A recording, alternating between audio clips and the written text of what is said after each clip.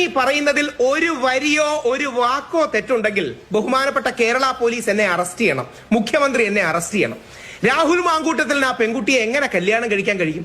Already വിവാഹിതയായ മറ്റൊരു പുരുഷന്റെ ഭാര്യയായ രാഹുൽ മാങ്കൂട്ടത്തിനോട് ആ ബന്ധം മറച്ചു വെച്ച് ബന്ധം സ്ഥാപിച്ച പെൺകുട്ടിയെ രാഹുൽ മാങ്കൂട്ടത്തിൽ എങ്ങനെ കല്യാണം കഴിക്കണമെന്നാണ് രാഹുൽ മാങ്കൂട്ടത്തിലുമായി മറച്ചു വെച്ചു എന്നുള്ളത് രാഹുൽ ഈശ്വറിന് എവിടുന്ന്?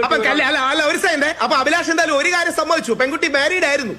ആ പെൺകുട്ടി 2024 ഓഗസ്റ്റിൽ മാരീഡ് ആയിരുന്നു, മറ്റൊരാളുടെ ഭാര്യ ആയിരുന്നു എന്ന കാര്യത്തിൽ അഭിലാഷിന് തർക്കമില്ലല്ലോ. എനിക്ക് തർക്കമില്ല. നന്നായി. അതെ, പ്രേക്ഷകർ കേൾക്കണേ. ആ പെൺകുട്ടി രാഹുലിനോട് ബന്ധം സ്ഥാപിക്കുകയും അതിനുശേഷം കുട്ടി ഉണ്ടാകുകയും ചെയ്യുമ്പോൾ രാഹുൽ മാങ്കൂട്ടത്തിൽ എങ്ങനെ ആ ബന്ധവുമായിട്ട് മുമ്പോട്ട് പോകും? ഒന്ന് ആലോചിച്ച് നോക്കുക. ഇത് കേൾക്കുന്ന മലയാളി പ്രേക്ഷകർ, ഞാൻ ആ പെൺകുട്ടിയുടെ ഐഡന്റിറ്റി ഒരിക്കലും റിവീൽ ചെയ്യില്ല, ആ പെൺകുട്ടിയെ കുറിച്ച് ഒന്നും പറയില്ല. ആ പെൺകുട്ടിയെ കുറിച്ച് എല്ലാ കാര്യങ്ങളും എനിക്കറിയാം, പക്ഷെ ഞാൻ ഒന്നും പറയില്ല. കാര്യം നമ്മുടെ നാട്ടിൽ പരാതിക്കാരെ കുറിച്ച് അങ്ങനെ ഐഡന്റിറ്റി റിവീൽ ചെയ്യാൻ പാടില്ല. അതുകൊണ്ട് നിയമത്തെ ബഹുമാനിച്ചുകൊണ്ട് ഞാൻ ഒന്നും പറയില്ല. പക്ഷെ ഒന്ന് ആലോചിച്ച് നോക്കുക, രാഹുൽ മാങ്കൂട്ടത്തിലെ മാത്രം എങ്ങനെ തെറ്റുകാരനായി? കല്യാണം കഴിച്ചൊരു പെൺകുട്ടി രാഹുൽ മാങ്കൂട്ടത്തിലുമായി ബന്ധപ്പെടുന്നു. ആ കല്യാണത്തിന്റെ കാര്യം രാഹുൽ മാങ്കൂട്ടത്തിന് അറിയില്ല എന്നാണ് രാഹുൽ മാങ്കൂട്ടത്തിലെ എല്ലാ സുഹൃത്തുക്കളും പറയുന്നത്. അപ്പോ ആ അവസ്ഥയിൽ രാഹുൽ മാങ്കൂട്ടത്തിൽ എങ്ങനെ മുമ്പോട്ട് പോയി ആ കുട്ടിയോട് കല്യാണം കഴിക്കും? രണ്ട്, രാഹുൽ മാങ്കൂട്ടത്തിൽ ആ പെൺകുട്ടിയോട് ലൈംഗിക താല്പര്യമായിരുന്നില്ല സാർ, ഒരു കുഞ്ഞു വേണമെന്നായിരുന്നു, കുടുംബം വേണമെന്നായിരുന്നു. പക്ഷേ ഓൾറെഡി കല്യാണം കഴിച്ചൊരു സ്ത്രീയെ എങ്ങനെ കല്യാണം കഴിക്കും? ആ യഥാർത്ഥത്തിൽ ഈ ഒരു വർഷത്തിനുള്ളിൽ 2 ചെറുപ്പക്കാരുടെ ജീവിതത്തിന്റെ നാശത്തിലേക്കാണ് പോയത്. ഞാൻ ആരെയും കുറ്റം പറയുന്നില്ല, പക്ഷേ പലരുടെയും ആക്ഷൻ കാരണം 2 ചെറുപ്പക്കാരുടെ ജീവിതമാണ്. Operation success, caesarean C section delivery അത് സക്സസ് ആയി നടത്തി. ഗർഭിണിയായ യുവതിയെ രക്ഷിക്കാൻ പറ്റി, പക്ഷേ കുഞ്ഞ് മരിച്ചുപോയി. സിസേറിയനിലൂടെ പുറത്തെടുത്ത കുഞ്ഞ് മരണപ്പെട്ടിരിക്കുന്നു, കുഞ്ഞിന് ജീവനില്ല. മരിച്ച കുഞ്ഞിനെയാണ് സിസേറിയനിലൂടെ പുറത്തെടുക്കാൻ കഴിഞ്ഞത്. അതാണ് ഈ കേസിന്റെ ഈ പറയുന്ന ഇപ്പോഴത്തെ അവസ്ഥ എന്ന് പറയുന്നത്. രാഹുൽ മാങ്കൂട്ടത്തിലെ മൂക്കിൽ വലിക്കാൻ വേണ്ടി ഉണ്ടാക്കിയെടുത്ത പരാതി, മുഖ്യമന്ത്രിയുടെ മുന്നിൽ കൊണ്ടുപോയി ഒലത്തിക്കൊടുത്ത പരാതി, ആ പരാതിയുടെ ഇപ്പോഴത്തെ അവസ്ഥയെ കുറിച്ചാണ് ഞാൻ പറയുന്നത്. സിസേറിയൻ സക്സസ്ഫുൾ ആയിരുന്നു എന്ന് പറഞ്ഞാൽ പേഷ്യന്റ്, ഗർഭിണിയായ യുവതി, ആ യുവതിയെ സിസേറിയൻ ചെയ്തു, കുഞ്ഞിനെ പുറത്തെടുത്തു, എന്നിട്ട് തിരിച്ച് സ്റ്റിച്ച് ചെയ്ത് വെച്ചു. ഒക്കെ ശരി, യുവതിക്ക് കുഴപ്പങ്ങളൊന്നുമില്ല, യുവതി സുഖമായിട്ടിരിക്കുന്നു. പക്ഷേ കുഞ്ഞ് മരിച്ചു പോയിട്ടുണ്ടായിരുന്നു, കുഞ്ഞിന് ജീവനില്ലായിരുന്നു.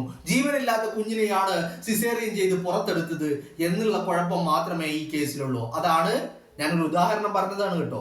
അതാണ് ഈ കേസിന്റെ ഇപ്പോഴത്തെ അവസ്ഥ എന്ന് പറഞ്ഞാൽ, പരാതി കൊടുത്തു, കോടതിയിലെത്തി, മുഖ്യമന്ത്രിക്ക് മുന്നിൽ കൊണ്ടുപോയി പരാതി കൊടുത്തു. ഇന്നലെ വക്കീൽ ചോദിച്ചതുപോലെ അവിടെ അനുഭവ സമ്പത്തുള്ള ഉള്ളവരുള്ളത് കൊണ്ടാണോ മുഖ്യമന്ത്രിയുടെ മുന്നിൽ തന്നെ കൊണ്ടുപോയി പരാതി കൊടുത്തത്? കാരണം അത് പ്രത്യേകം ശ്രദ്ധിക്കേണ്ട കാര്യമാണല്ലോ, അല്ലേ? കാരണം ഈ കേസിൽ സ്വമേധയാ കേസെടുത്ത് അന്വേഷിക്കുന്ന ഒരു സംഘം ആളുകൾ, ഒരു അന്വേഷണ സംഘം, ഒരു സ്പെഷ്യൽ ഇൻവെസ്റ്റിഗേഷൻ ടീം ഈ കേസിലുണ്ട്. ആ ഇൻവെസ്റ്റിഗേഷൻ ടീമിന് മുന്നിൽ പരാതിക്കാരുണ്ടോ എന്ന് ചോദിച്ചിട്ട് അവിടെ പോയി പരാതി കൊടുക്കാൻ കഴിയാതിരുന്നാൽ മുഖ്യമന്ത്രിക്ക് മുന്നിൽ കൊണ്ടുപോയി പരാതി കൊടുത്തു. സംഭവം ശരിയാ, ഓപ്പറേഷൻ തിയേറ്ററിലേക്ക് എത്തി, ഡോക്ടർ വന്നു, ഓപ്പറേഷൻ നടത്തി, കുഞ്ഞിനെ പുറത്തെടുത്തു. പക്ഷേ കുഞ്ഞ് മരിച്ചു പോയിരുന്നു, പരാതി ചത്തുപോയി. പരാതി തുടക്കത്തിൽ തന്നെ പുറത്തേക്കെടുത്ത പരാതി ചത്തുപോയി. അതിനിപ്പോ വലിയ 5 സ്റ്റാർ ഹോട്ടലല്ല, 5 സ്റ്റാർ ആശുപത്രിയിലാണ്, ഫെസിലിറ്റികളുള്ള ആശുപത്രിയിലാണ് സിസേറിയൻ ചെയ്തത് എന്ന് പറഞ്ഞിട്ട് കാര്യമുണ്ടോ? സിസേറിയൻ എവിടെ ചെയ്താലും, ഇനി ഗവൺമെന്റ് ആശുപത്രിയിൽ ചെയ്താലും 5 സ്റ്റാർ ഹോസ്പിറ്റലിൽ ചെയ്താലും പുറത്തെടുത്ത കുഞ്ഞിന് ജീവനില്ലെങ്കിൽ പിന്നെ ആ സിസേറിയൻ എവിടെ ചെയ്തിട്ട് എന്താ കാര്യമുള്ളത്? അതുപോലെ തന്നെയാണ് ഇതും. മുഖ്യമന്ത്രിയുടെ മുന്നിൽ പരാതി കൊടുത്തിട്ട് കാര്യമില്ല. ഇത് കോടതിയിലെത്തിയാൽ ഇത് ആ കുഞ്ഞിന്റെ ചാപ്പിള്ളയായി ജനിക്കുന്ന കുഞ്ഞിന്റെ അവസ്ഥയാണ്.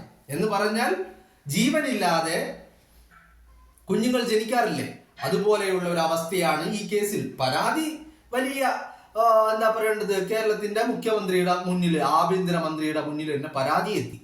പക്ഷെ ആ പരാതി ജനിച്ച ഉടനെ തന്നെ ചത്തുപോയിരിക്കുന്നു. കാരണം എന്താ? കാരണം എന്ന് പറഞ്ഞത് ഇതിൽ വലിയ ഒരു ഫ്രോഡ്. അഡ്വക്കേറ്റ് ദീപ ജോസഫ് പറഞ്ഞതുപോലെ ഇരയല്ല, ഫ്രോഡാണെന്ന് ദീപ ജോസഫ് പറഞ്ഞതുപോലെയുള്ള വലിയ ഒരു ഫ്രോഡുലന്റ് ആക്ടിവിറ്റി ഇതിൽ നടന്നിരിക്കുന്നു. എന്താണത്? 2024 ഓഗസ്റ്റിൽ വിവാഹിതയായ സ്ത്രീ, ആ വിവാഹിതയായ സ്ത്രീ ഭർത്താവ് ഉണ്ടായിരിക്കെ ആ ഭർത്താവിനെ വഞ്ചിച്ചുകൊണ്ട് രാഹുൽ മാങ്കൂട്ടത്തിനെയും വഞ്ചിച്ചുകൊണ്ട് വിവാഹം ചെയ്ത കാര്യം മറച്ചു വെച്ചുകൊണ്ട് രാഹുലുമായി ബന്ധങ്ങൾ സ്ഥാപിക്കുന്നു. അത് തന്നെയാണ് ഈ കേസിന്റെ മർമ്മപ്രധാനമായ പോയിന്റ്. അതുകൊണ്ട് ഈ കേസ് ഇനി മുന്നോട്ട് പോകില്ല. ഇന്നലെ ഹൈക്കോടതിയിലെ മുൻ ജഡ്ജിയായിരുന്ന കമാൽ പാഷയുടെ ഒരു വീഡിയോ കാണാനിടയായിട്ടുണ്ട്. ഇന്നലെ അല്ല, ഇന്നാ കണ്ടത്. ആ വീഡിയോ കണ്ട അതിൽ കമാൽ പാഷ പറയുന്ന ഒരു കാര്യമുണ്ട്. കാരണം ജഡ്ജിയായും വക്കീലായും ഒക്കെ കോടതിക്കുള്ളിൽ ഒരുപാട് കാലം ചെലവഴിച്ച വ്യക്തിയാണല്ലോ കമാൽ പാഷ. അപ്പൊ കമാൽ പാഷയ്ക്ക് ഇതിന്റെ നിയമവശം, ഈ കേസ് എവിടെ വരെ എത്തുമെന്നുള്ള കാര്യത്തിൽ ഈ പുറത്തു വന്നിരിക്കുന്ന ഇൻഫർമേഷനുകളൊക്കെ വെച്ചിട്ട് കമാൽ പാഷയ്ക്ക് നല്ല ബോധ്യമുണ്ട്. ആ ബോധ്യത്തിന്റെ അടിസ്ഥാനത്തിൽ കമാൽ പാഷ പറഞ്ഞത് ഇത് പുഷ്പം പോലെ രാഹുൽ മാങ്കൂട്ടം തട്ടിത്തെറിപ്പിക്കുമെന്നാണ് പറഞ്ഞു കേട്ടത്. അതിപ്പോ നിയമം അറിയുന്ന എല്ലാവരും അതേ പറയുള്ളൂ. പിന്നെ അടിമകള് ഞങ്ങൾ രാഹുലിനെ തൂക്കിയെടുക്കും, അവിടെയാക്കും ഇവിടെയാക്കും എന്നൊക്കെ അടിമകൾ അങ്ങനെ പലതും പറയും. അതൊന്നും നമ്മുടെ വിഷയത്തിൽ പെട്ടതല്ല. ഇതിപ്പോ കോടതിയിൽ എത്തിയിരിക്കുക എന്ന് പറയുന്നത് രാഹുൽ മാങ്കൂട്ടത്തിനെ സംബന്ധിച്ചിടത്തോളം വലിയ ഒരു കാര്യം തന്നെയാണ്. കാരണം അയാൾക്കൊരു ആശ്വാസമാണ്. കാരണം ഈ പുകമറകൾ അവസാനിക്കാൻ പോകുന്നു. ഇത്രയും ദിവസം പരാതിക്കാരില്ലാതെ ചുമ്മാ വേട്ടയാടലുകൾ മാത്രമാണ് നടന്നിക്കൊണ്ടിരുന്നത്. ഇന്ന് പരാതിക്കാരി വന്ന് ഈ പരാതി ഇവിടെ ഉന്നയിച്ച് കഴിയുമ്പോൾ തന്നെ ഇത് കോടതിയിലേക്ക് എത്തുമ്പോൾ അത് രാഹുൽ മാങ്കൂട്ടത്തിനെ സംബന്ധിച്ചിടത്തോളം വലിയ ആശ്വാസമാണ്. കാരണം ഈ പുകമറകൾ അവസാനിക്കും. അതോടൊപ്പം തന്നെ ഈ പരാതി മുഖ്യമന്ത്രിയുടെ മുന്നിൽ ഈ പരാതി സമർപ്പിക്കപ്പെടുന്ന ഉടനടി തന്നെ ഈ പറയുന്ന വഞ്ചനയുടെ കേസ് കൂടി പുറത്തേക്ക് വരികയാണ്. എന്ന് പറഞ്ഞാൽ കോടതി തീരുമാനിക്കുന്നതിന് മുമ്പേ കേരളത്തിന്റെ പൊതുസമൂഹത്തിന് ഒരു അസംഷനിലേക്ക് എത്താൻ പറ്റിയിരിക്കുന്നു എന്നുള്ളതാണ്. കാരണം നിങ്ങളൊന്ന് ആലോചിച്ച് നോക്കുക. നിങ്ങളോട് ഞാനൊരു കാര്യം ചോദിക്കാം. ആരുമാവട്ടെ, നിങ്ങളുടെ പരിചയത്തിലുള്ളതോ അല്ലാത്തതോ ആയ ആരുമാവട്ടെ, അങ്ങനത്തെ ഒരു സ്ത്രീ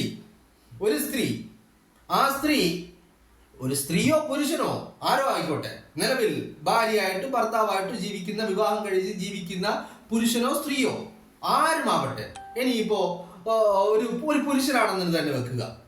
ഇനിയിപ്പോ സ്ത്രീകളെ കുറിച്ച് പറയുമ്പോഴാണല്ലോ പ്രശ്നം. പുരുഷനാണെന്ന് വെക്കുക. നിലവിൽ ഒരു ഭാര്യയുണ്ട്. ആ പുരുഷൻ മറ്റൊരു യുവതിയുമായി അടുക്കുന്നു. ആ യുവതിയോട് പറയുന്നത് ഈ പറയുന്ന തരത്തിൽ വിവാഹിതനാണെന്നുള്ള കാര്യം മറച്ചുകൊണ്ട് മറ്റൊരു യുവതിയുമായി അടുക്കുന്നു. എന്നിട്ട് ഇന്റർകോഴ്സ് ആവുന്നു, എല്ലാ ബന്ധങ്ങളും തുടരുന്നു. ഒരു ഘട്ടത്തിൽ ആ പുരുഷൻ ഇട്ടേച്ച് പോവുകയാണ്, അല്ലെങ്കിൽ ആ യുവതി ഇട്ടേച്ച് പോവുകയാണ്. ആ യുവതി ഇട്ടേച്ച് പോകുമ്പോൾ പുരുഷൻ പോയിട്ട് കേസ് കൊടുക്കുകയാണ്.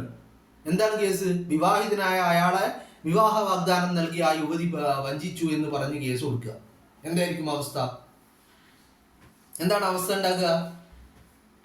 എന്തായിരിക്കും? അപ്പൊ അത് തന്നെയാണ് ഈ കേസിലും സംഭവിക്കാൻ പോകുന്നത്. ഇതിന്റെ ധാർമ്മികത എന്താണെന്ന് ചോദിച്ചാൽ ഒരു ചുക്കുമില്ല. ധാർമ്മികത എന്ന് പറയുന്ന വാക്കേ ഇല്ല. ധാർമ്മികത ഉണ്ടായിരുന്നെങ്കിൽ ഭർത്താവ് ഉണ്ടായിരിക്കെ ആ ഭർത്താവിനെ വഞ്ചിച്ച് മറ്റൊരുത്തനെയും വഞ്ചിച്ച് അവന്റെ കൂടെ പോയി കിടന്നു കൊടുക്കുന്ന ഒരു സിറ്റുവേഷൻ ഉണ്ടാവുമോ ധാർമ്മികത ഉണ്ടായിരുന്നെങ്കിൽ? അപ്പൊ അങ്ങനെ ഒരു സംഭവം ഇല്ല.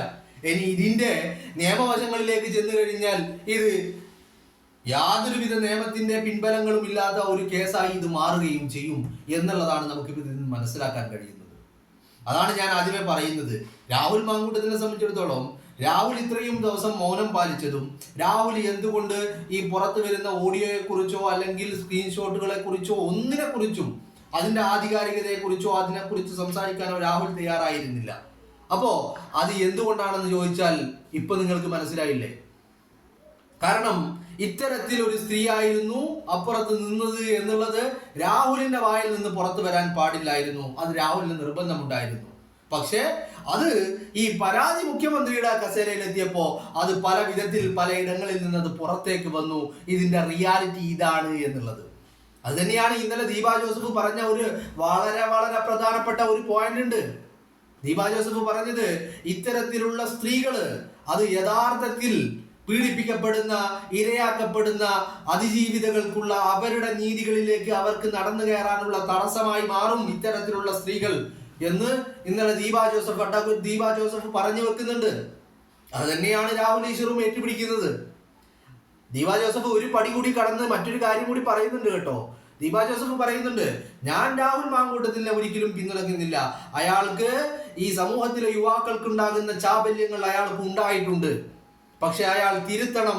അയാൾ അത്രയേറെ അർഹിക്കപ്പെടുന്ന, ഈ സമൂഹം അർഹിക്കുന്ന ഒരു നേതാവാണെന്ന് ദീപാ ജോസഫ് പറയുന്നുണ്ട്. അതോടൊപ്പം ദീപാ ജോസഫ് മറ്റൊരു കാര്യം കൂടി പറഞ്ഞു വെച്ചിട്ടുണ്ട്. എന്താണത് പറഞ്ഞു വെച്ചത്? ഇത്തരത്തിലുള്ള ആക്രമണങ്ങൾ, വേട്ടയാടലുകൾ ഇനിയും തുടരാനാണ് ഭാവമെങ്കിൽ തന്റെ കയ്യിലുള്ള പല തെളിവുകളും താൻ പുറത്തുവിടുമെന്ന് ദീപാ ജോസഫ് പറഞ്ഞു വെക്കുന്നുമുണ്ട്. അപ്പോ ചുരുക്കി പറഞ്ഞു കഴിഞ്ഞാല് ഇതൊക്കെ കോടതിയിലെത്തുമ്പോ, പ്രത്യേകിച്ച് ജോർജ് പൂന്തോട്ടമാകുമ്പോ, രാഹുലിന്റെ വക്കീല് ജോർജ് പൂന്തോട്ടമാകുമ്പോ കാര്യങ്ങൾ കുഴഞ്ഞു മറിയുമെന്നുള്ള കാര്യത്തിൽ ഒരു തർക്കവും നിങ്ങൾക്ക് ആർക്കും വേണ്ട. മനസ്സിലായില്ലേ? ഇതിനും വലിയ, അല്ലെങ്കിൽ ഇതോട് സമാനമായ വലിയ ഒരു കോളിളക്കം കുറച്ച് ദിവസങ്ങൾക്ക് മുമ്പ് രാഹുൽ മാങ്കൂട്ടം വരുന്നതിന് മുമ്പ് വേടനായിരുന്നുവല്ലോ, കൊണ്ടു നടന്ന് പീഡിപ്പിച്ചു എന്നാണ് പറഞ്ഞത്. ആ കേസിന്റെ വിശദാംശങ്ങളിലേക്ക് ഞാൻ പോകുന്നില്ല. അവസാനം കോടതിയിലെത്തിയപ്പോ കോടതി പറഞ്ഞ കാര്യം എന്താണ്? കോടതി അവസാനം ചോദിച്ച ഒരൊറ്റ ചോദ്യമല്ലേ ഉള്ളൂ, ഇത് എങ്ങനെ പീഡനമാകും എന്നുള്ളതല്ലേ കോടതി ചോദിച്ചത്. അത് തന്നെയാണ് ഇവിടെയും സംഭവിക്കാൻ പോകുന്നത്. അത് തന്നെയാണ് സംഭവിക്കാൻ പോകുന്നത്.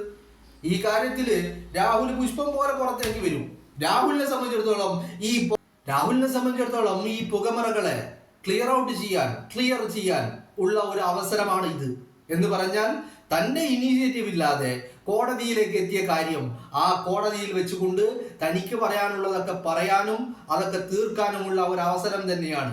ഇപ്പോഴും നിങ്ങൾ വാർത്തകളിൽ കാണുന്നത് ഈ പറയുന്ന പരാതി കൊടുത്ത യുവതി പറഞ്ഞ പരാതിയിൽ പറഞ്ഞ കാര്യങ്ങളും ഈ പറയുന്ന അതിനനുസരിച്ച് പോലീസ് എഴുതി വെച്ച സെക്ഷനുകളും വകുപ്പുകളും ഒക്കെ നിങ്ങൾ കാണുന്നുള്ളൂ.